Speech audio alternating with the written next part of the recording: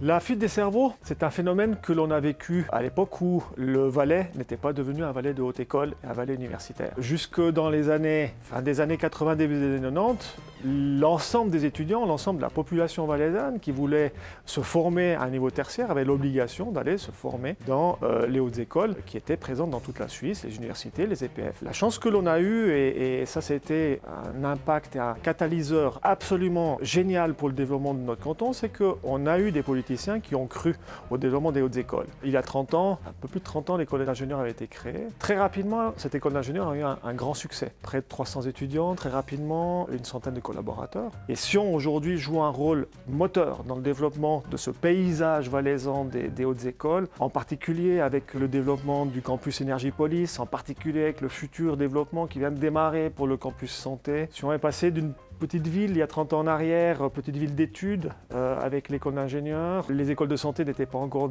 dans le niveau haute école. Nous avons eu un développement, c'est depuis l'émergence de ces écoles à la fin des années 90, qui fait que nous nous retrouvons avec un paysage des hautes écoles en Valais avec près de 7000 étudiants. Ces 7000 étudiants vont alimenter tout le dispositif économique, le milieu industriel, le milieu social, toute l'administration publique. Mais il est vrai aussi qu'on a toujours à peu près 4000 étudiants, jeunes valaisans, qui se forment à l'extérieur du canton, et c'est normal qu'ils continuent à se former parce que le Valais ne pourra pas avoir l'ensemble du paysage de formation et toute la diversité de formation qui peut exister, qui est possible grâce à l'ensemble du paysage suisse des hautes écoles. Et dans ce sens-là, ces étudiants, tous ces jeunes valaisans, une partie d'entre eux vont continuer à se former à l'extérieur du canton. Ce qu'on en a voulu développer, ce n'est pas uniquement des axes de formation, mais c'est un système complet qui permet de jouer toute cette chaîne de valeur de la formation au développement économique et social. Et il est vrai que ce que l'on a pu observer avec l'arrivée de ce campus et le développement de ce campus, c'est que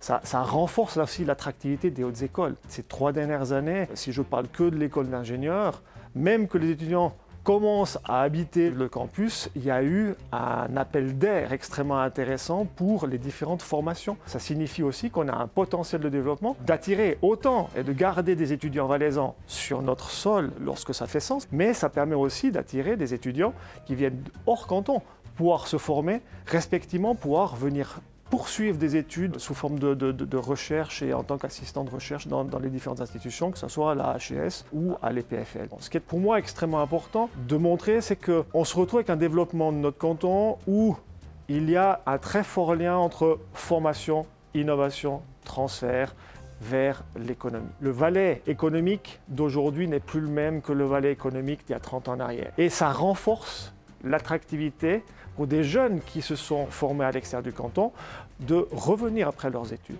Et là, d'un point de vue purement statistique, on peut observer depuis une dizaine d'années qu'on a un retour progressif des étudiants, même les étudiants qui ont été étudiés hors canton, vers le canton du Valais pour continuer à se développer professionnellement.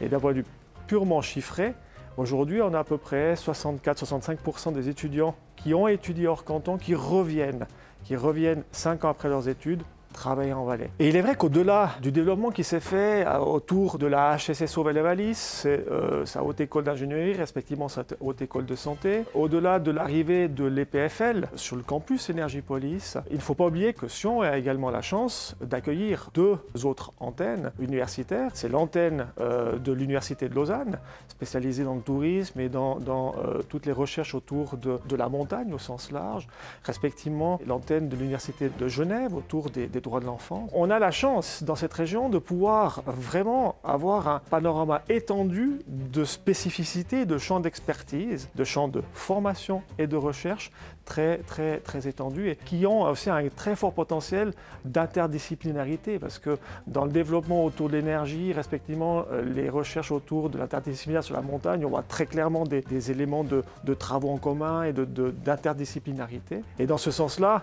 le Valais a une énorme chance. On a investi dans la formation, on a investi dans cette logique de cercle vertueux, de formation, d'innovation, de transfert, de formation tout au long de la vie. Et dans ce sens-là, le Valais investit, les régions, et en particulier Sion, sont bénéficiaires et permettent la réalisation de cette politique. Et je suis persuadé qu'à l'horizon de ces 15-20 prochaines années, le Valais continuera à bouger, le Valais continuera à être gagnant en misant sur la formation et sur la recherche.